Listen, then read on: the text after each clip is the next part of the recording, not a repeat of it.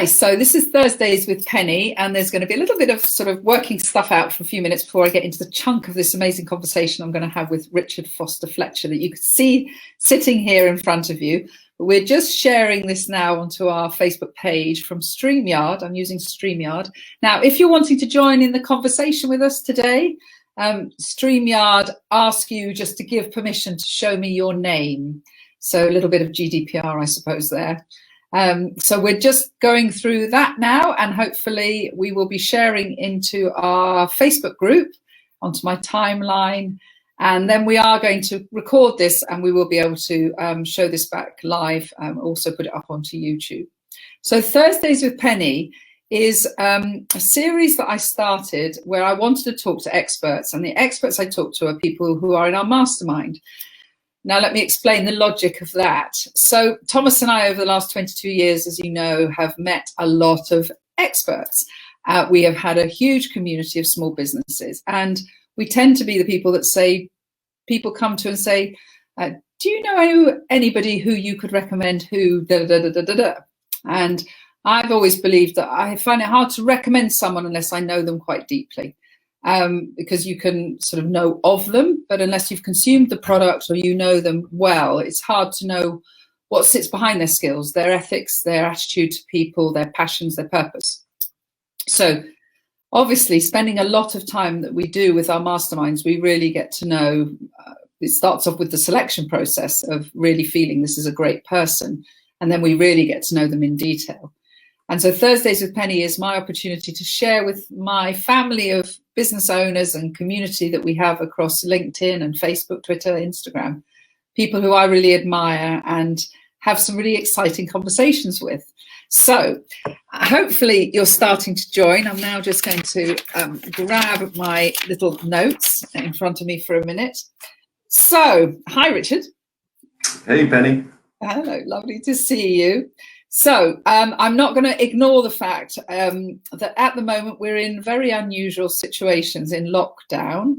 But in years to come, when people look back on this, I think they're going to realize that I was talking to an amazing futurist and someone who's got the most phenomenal attitude to life. And in our mastermind, I know you push all of our brains in all sorts of interesting ways. So I'm going to introduce you now so people understand a little bit about you.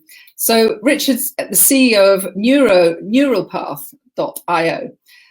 He was formerly with Oracle Corporation and is a graduate of the MIT Artificial Intelligence Strategy course with the Sloan School of Management, and a contributing author to the book AI, The Future of Finance, which was published by Wiley. Richard founded the Milton Keynes AI community, MKAI for short, and is the host of a fantastic podcast, which we love, called Boundless, Designing Our Digital Future. Interviews some phenomenal people on that. So look out for Boundless, Richard's amazing podcast. You'll love it. It's definitely a way of keeping up to date and making sure that none of us get too stuck in our ways and thoughts. He's also working for leading UK learning institutions, including Henley Business School, which is very well respected. And he's a visiting lecturer on artificial intelligence for Cranford School of Management and a member of the Open University Advisory Board. So quite an incredible pedigree and credibility there. And I've known Richard now a couple of years. Thomas met Richard a while back at one of the AI and blockchain meetings that they have, and we've grown really close. So really fantastic to have you here. I think that is the majority of the talking that I hope to do today. Now we've got this theme that you've explained to me that you think is really important to talk about, which is how the CEO can prevent the collapse of the climate, something that's going to be deeply personal to a large number of people that we know. So I really want to explore that with me. Tell me a little bit, Rich, why that is the sort of topic that you think is important to talk about. Oh, thanks very much, Penny. Thanks for the intro. It's lovely to have the imposter syndrome keep coming up, isn't it, as you hear nice things. It's wonderful. Doesn't go away. I suppose I have this idea, and like any reasonable idea, it's not in itself that it's special or clever, but it's a way of maybe connecting some things that we don't quite see about the impact of the modern working environment with the environment that we find ourselves in the detriment of at the moment. And I just wanted to explore that idea with you, a little bit of a domino effect, if that's Well, okay today. yeah, lovely. So a little bit of context around that, and I think some of us will know this, but COVID aside, we'll see what comes and what doesn't come from this. But as it stands, on a longer term, we are heading towards catastrophic consequences for ourselves, for the economy, for societies, for nature, for everything, because we're accelerating climate change. We're accelerating global warming. And the best scientists said that we have to keep this below 1.5 degrees. And so that is a reduction from 54 gigatons to 26 gigatons of CO2 in the atmosphere by 2030, in less than 10 years. So that means we've got to halve the current global emissions in 10 years, bearing in mind that they're still increasing. So that's the size of the problem. But then let's look at the problem a little bit more, because there's about 7.5 billion of us on the planet. But 3.5 billion of us live on less than $2.50 a day. I can tell you that the carbon footprint of somebody on $2.50 a day is pretty much zero.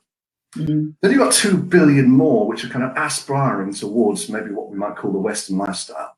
And they're still significantly lower carbon footprint than any of us might have in the UK or other countries in Europe and Americas.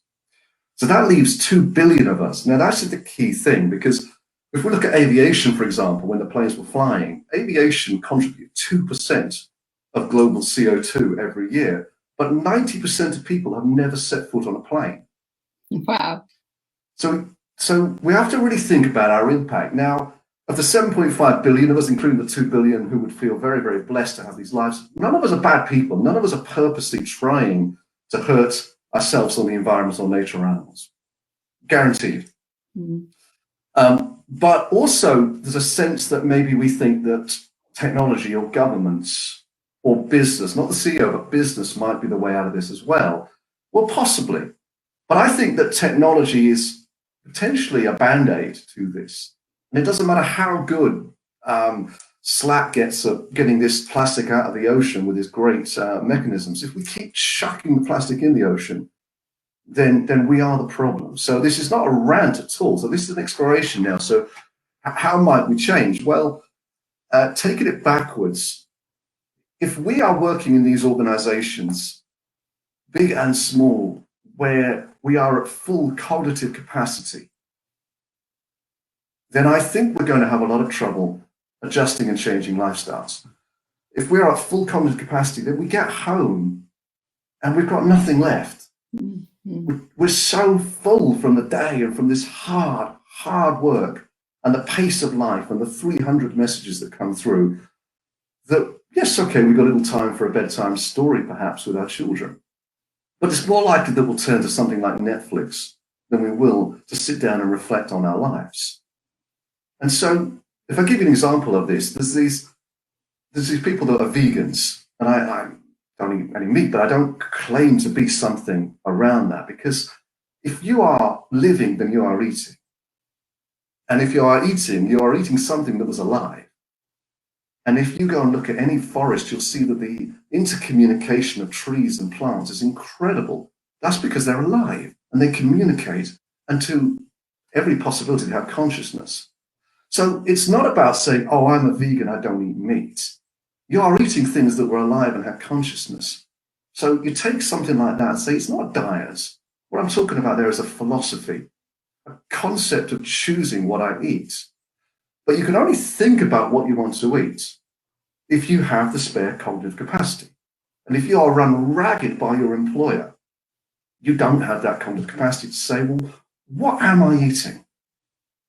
Okay, let's forget climate change and let's forget animal welfare for a second. If you have a piece of meat from the supermarket, there's going to be a load of antibiotics that have been put into that, a load of steroids that have been put into that.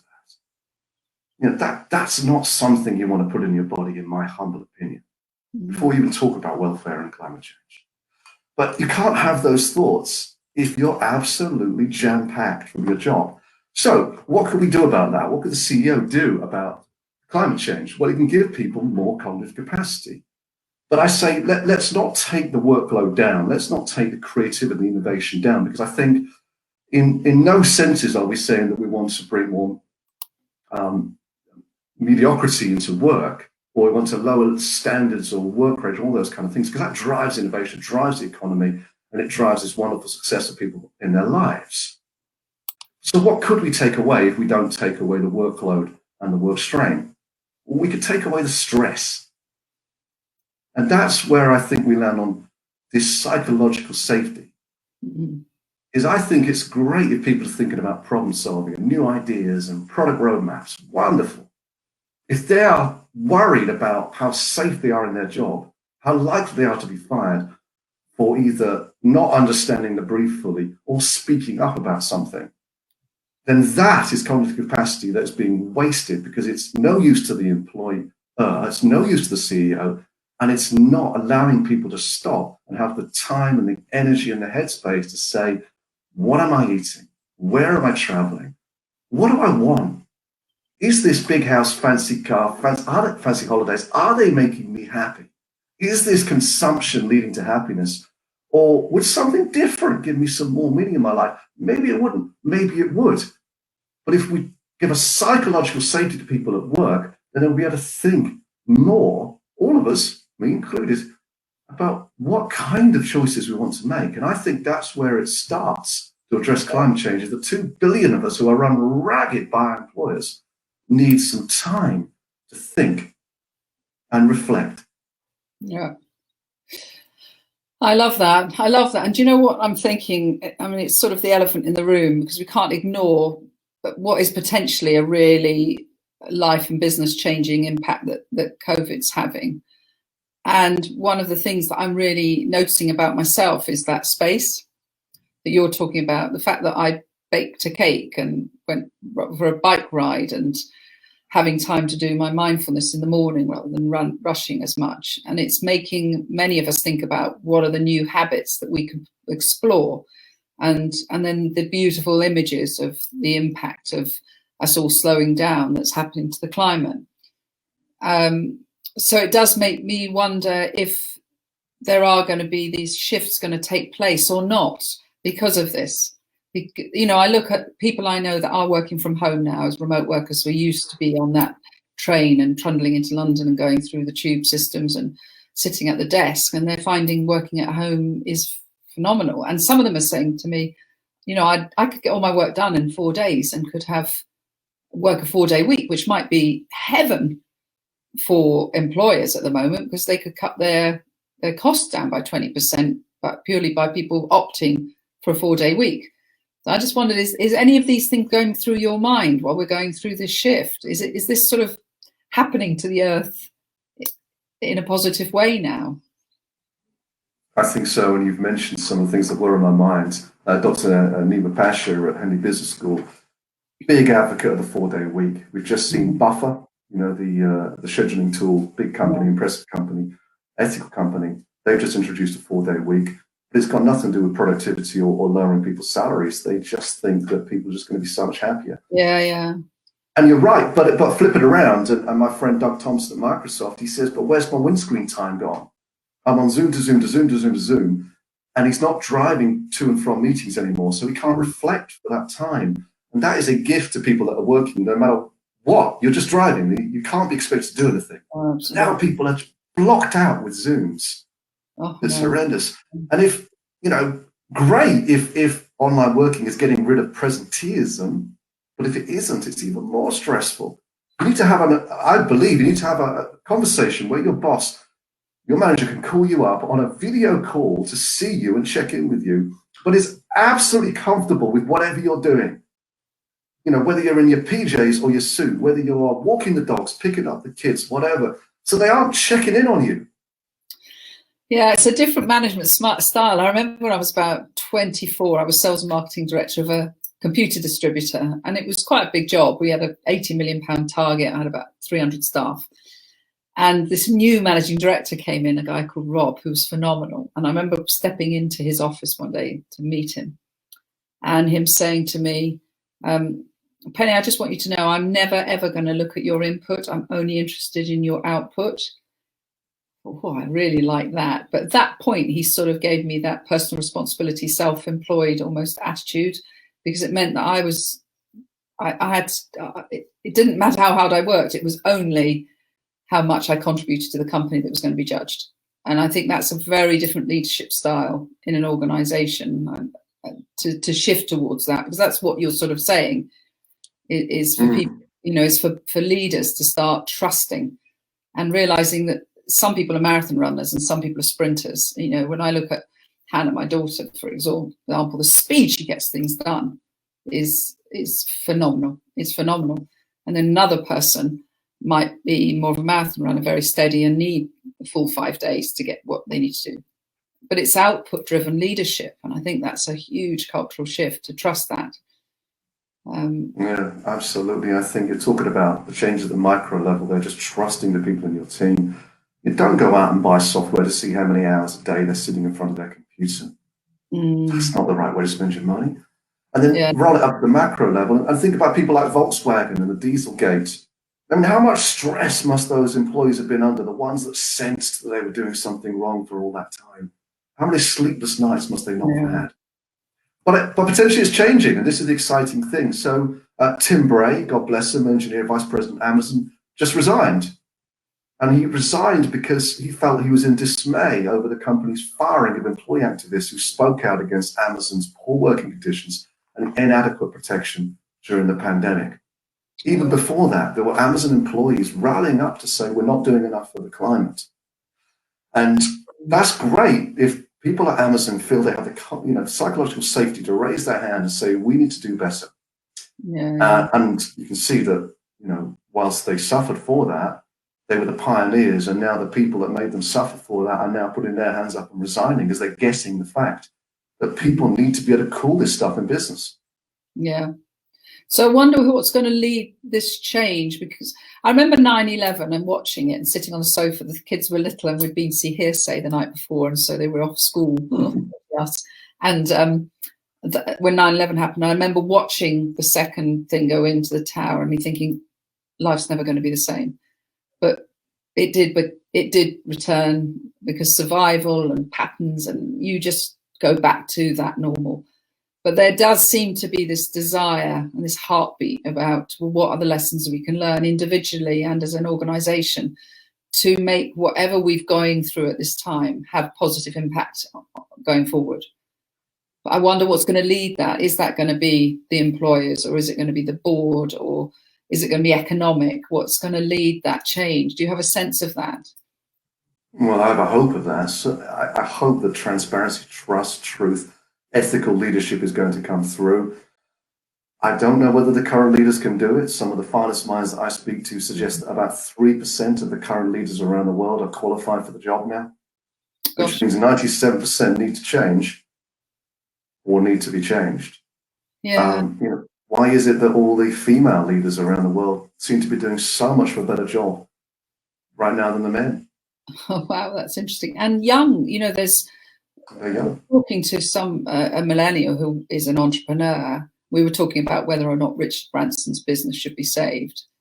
And he said no, because we've got to start making way now for the new age of business leader, the new age entrepreneur that's so driven by impact and purpose and the climate and everything. And there's got to be these massive casualties now for this to happen. So we're almost part of watching this battle, aren't we?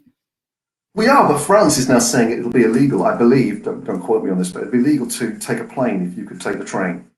Well, why do we need COVID to tell us that? It's obvious that should be the case. And, give Branson his money, fine, but tell him he's got 10 years to make his airline business net neutral in carbon. And if he doesn't, he's out, he's done. And he'll respond and go, oh, I can't do that. Well, then you're done. You've got no business then if you can't do that. Yeah. And so it's exactly what you're saying, Penny. It starts now by seeing our employees work from home and going, do you know what? We can trust them. We can give them autonomy. We can respect them in a different way. And then that, hopefully will give more people a chance to work from home, more people to have this kind of space. But we've got to use it. Emphasis on us. Can't just waste it. We need to think about how we want to contribute or not to this planet, the 2 billion of us that cause this. Yeah. That's our opportunity.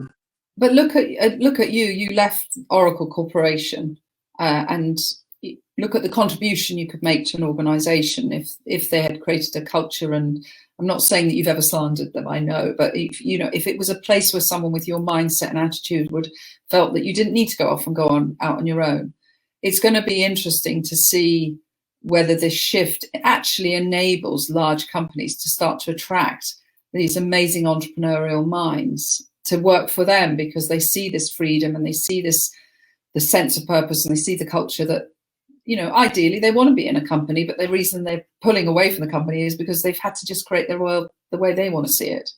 It's going to be interesting to see that, because they have to change. These large companies have to change to attract now even the great graduates that are coming out. They struggle to attract them.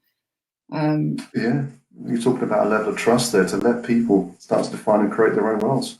Yeah. I mean, love Oracle, not a bad word to say about Oracle, but they certainly wouldn't be doing that. Yeah. But when we see that leadership change, but it's a very interesting statistic that's those colleagues or people that you've interviewed have said only 3% of leaders are ready to and able to make those changes. What is going to force that? Are the investors going to force them out, or where is that going to create the change that we need? So when you talk about cognitive capacity, I really like that, because I think you're absolutely right. That's another thing that's been a little bit of a benefit for all of us at home, is a little bit more thinking time and a bit more control over your life. Not everybody. I know most people, a lot of people are slave to Zoom.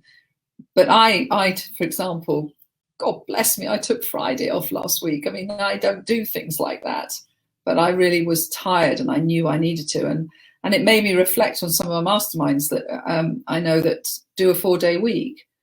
So it sort of comes from us taking personal responsibility as well for our own cognitive capacity and our own psychological safety as well as the company doing it. The change isn't going to happen. I suppose what I'm saying is the change going to happen by the employers forcing it through, or the companies giving permission for it.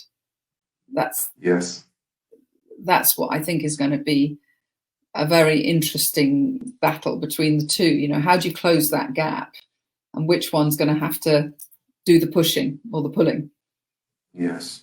Yeah, and the technology works with us and it works against us. Your mastermind, our mastermind, has inspired me to move to a 4-day week now. Kind of rest, reflection, reading day on every Tuesday.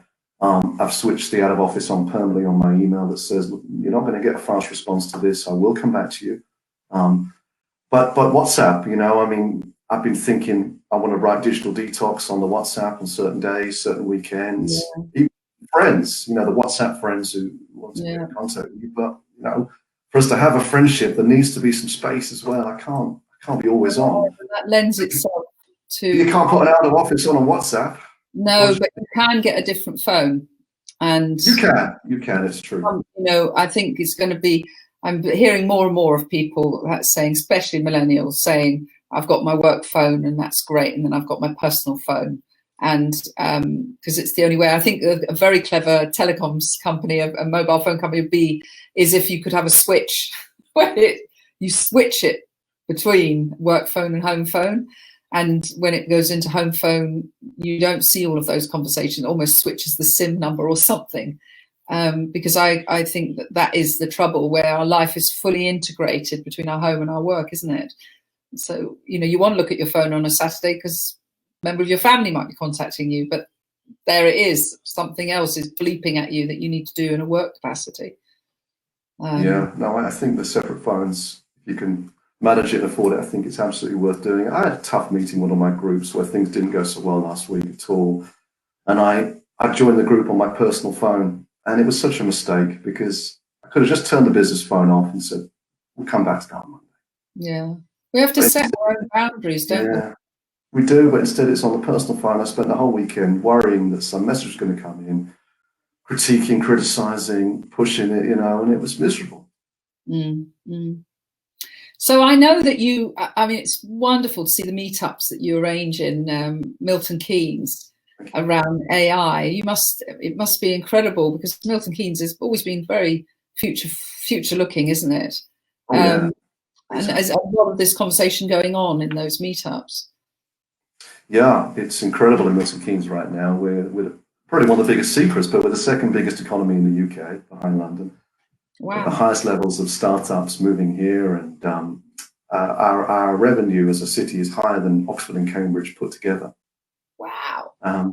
Not to mention where we are in terms of location between Birmingham, London, the Oxford Cambridge Arc, and obviously we're on the M1 and we've got train lines into London in half an hour. So I'm very fortunate to call the council a client of mine, and we're working on some things with them at the moment. And it's incredible. We trialed driverless cars here. We've got one of the best 5G networks opening up. Let's not go down the 5G rabbit hole, but it's incredible technology. Yeah. We've got big plans. So I wonder if that can be the hub, because I know that you have a lot of influence with the people that you bring into the meetup group and the way that you work with them and through your Boundless podcast and things. I wonder if that can become sort of an example of how companies can shift. We'd love to. I mean, I can't speak for the city. We've got the same problems everybody else has now around house builders, economic growth, recovery, jobs. We've had to kind of pull back a little bit on our expectation numbers because of that. But this will be a blessing. We will be looking at very different ways of doing things off the back of this. I think the idea that we were going to build another 100,000 homes by putting bricks and concrete on top of each other is madness. But to start 3D printing homes, there's a city we're twinned with in the Netherlands. They can build homes for 20,000 euros. So we need to think differently. This isn't about sprawling blocks of apartments, right? This is about thinking differently about sustainability in the supply chain, about how we 3D print homes, and how we build community into that. I live in a little place with 12 people. Why don't we have a shared space? Why don't we have a shared kitchen for the 12 of us that we can all access and go and cook together sometimes? Why not? Student. Oh, wonderful. But, it's just thinking differently, because otherwise we're all English people. We'll end up in our houses. We shut the front door. We don't see anybody. We have no community. And that's that. Yeah, but individually we have to, we have to let go of what we're resisting. And certainly I know a lot of people are in fear and they're resisting a lot because they feel like they're now going to have tinted glasses, look at their past life pre-lockdown and say it was so perfect then, and resist the fact that actually the world and their life could be so much more beautiful. But it's having that open mind, isn't it? It is. I mean, we have nostalgia about the past, tinted glasses. I certainly think that 90s music's the best. And but my dad talks about the past, but he had an outside toilet when he was growing up. I know. How far do you want to go back? Before we had. Don't you think that there is beauty in simplicity? Thomas and I going out for our bike rides. It's just, I can't get on the bike without this huge smile on my face. It's just, well, I've really enjoyed this. And I think, the original question was how the CEO can prevent the collapse of the climate. I think we need CEOs that think like this and want to make the change and are backed by investors that can see what they can see. So I think this has been a fantastic interview. I hope lots of people listen to it. And I hope when they do listen to it, they add some conversation in here, because we've certainly talked about a subject that's so close to you, and your depth of connections and thoughts around this is phenomenal. And I hope they stay in touch with you, Richard. Thank you so much. Thank you so much. I really enjoyed it.